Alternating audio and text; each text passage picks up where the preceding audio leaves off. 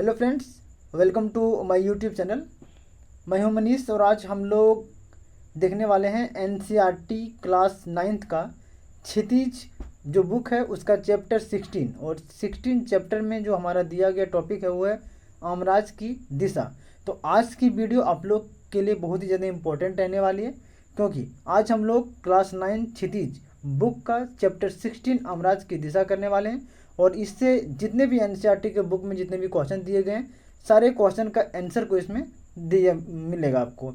और अगर आप चैनल पे नए हैं तो चैनल को प्लीज़ सब्सक्राइब कर लें ताकि आपके क्लास से रिलेटेड जो भी क्वेरी हो उनको यहाँ पे पूरा किया जाएगा और उसका नोटिफिकेशन आप तक पहुँच पाए। तो जो सबसे पहला क्वेश्चन है हमारा वो है कि कवि को दक्षिण दिशा पहचानने में कभी मुश्किल क्यों नहीं हुई।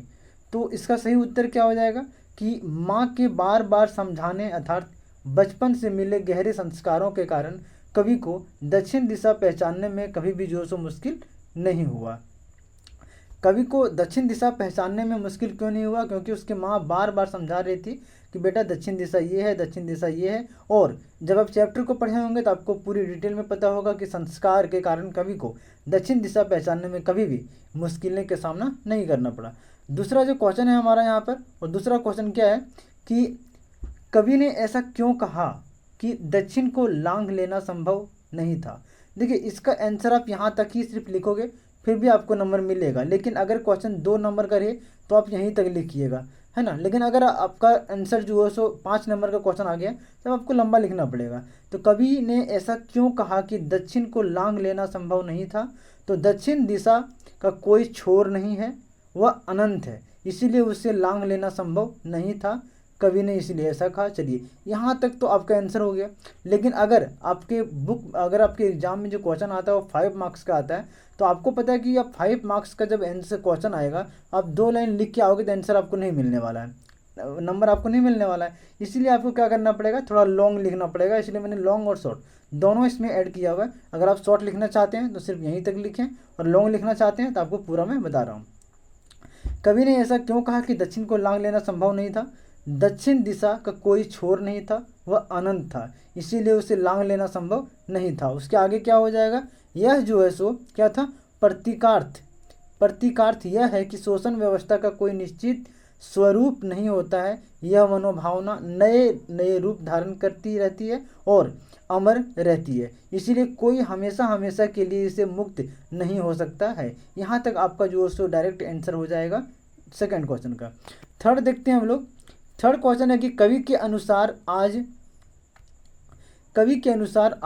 हर दिशा दक्षिण दिशा क्यों हो गई है। देखिए कवि के अनुसार आज हर दिशा दक्षिण दिशा इसलिए हो गई है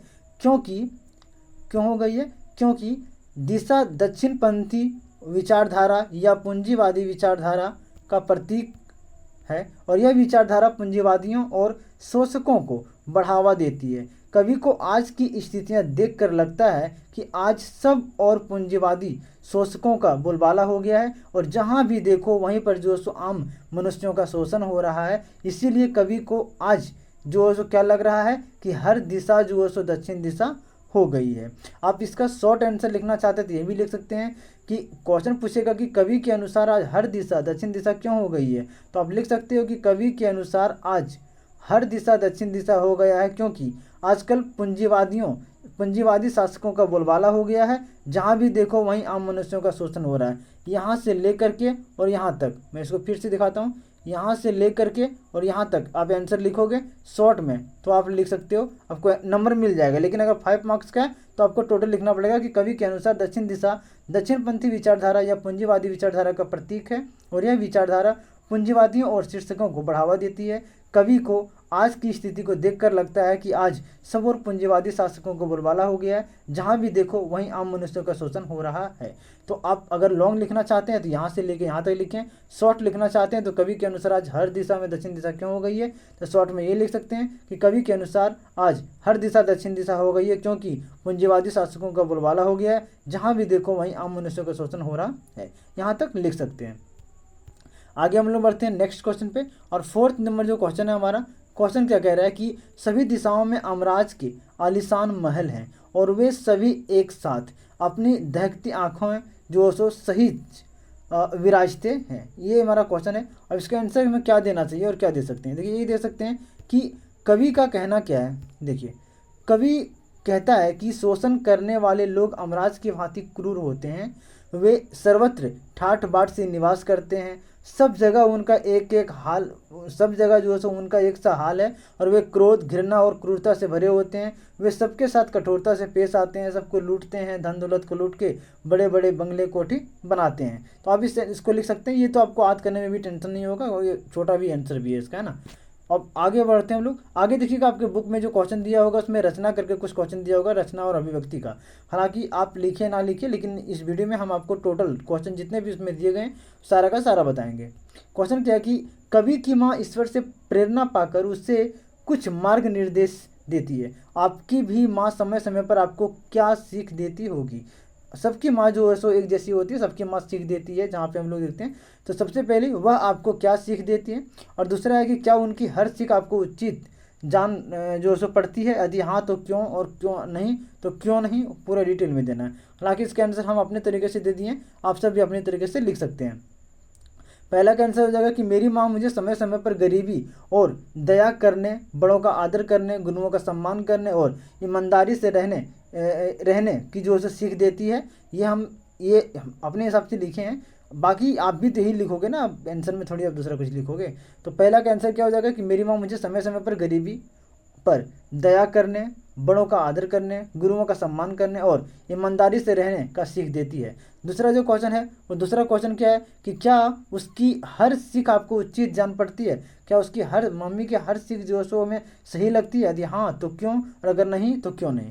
देखिए, इसका आंसर हम क्या लिखे हैं, आप भी यही लिखिएगा, आप सटीक आंसर है पूरा, कि मुझे माँ की सीख उचित जान पड़ती है, क्योंकि यदि माँ की जगह मैं होता और किसी को उपदेश देता तो इसी तरह से देता। मैं अपने से छोटे या आश्रितों का भला जो सो बनने की जो सो सलाह देता। निस्वार्थ भाव से किसी का भला करना ही सर्वोत्तम उपाय है, और हमें कभी भी किसी का बुरा नहीं सोचना चाहिए, हमेशा किसी के भला के बारे में ही सोचना चाहिए।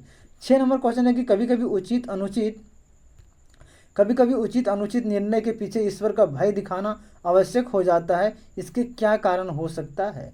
देखिए, कभी कभी जो है सो उचित अनुचित निर्णय के पीछे ईश्वर का भय दिखाना जरूरी हो जाता है, क्योंकि मानव मन में शुभ अशुभ दोनों भाव होते हैं। कभी कभी उनका अशुभ मनोभाव बहुत अधिक जागृत हो उठता है, तब वह जो सो खून, हत्या जैसे चीज़ों को जो सो करने पे आतुर हो जाता है, घिनौने कार्य भी कर बैठता है, आतुर हो जाता है। और इस स्थिति से बचने के लिए ईश्वर का भय दिखाना बहुत ही ज़्यादा आवश्यक होता है।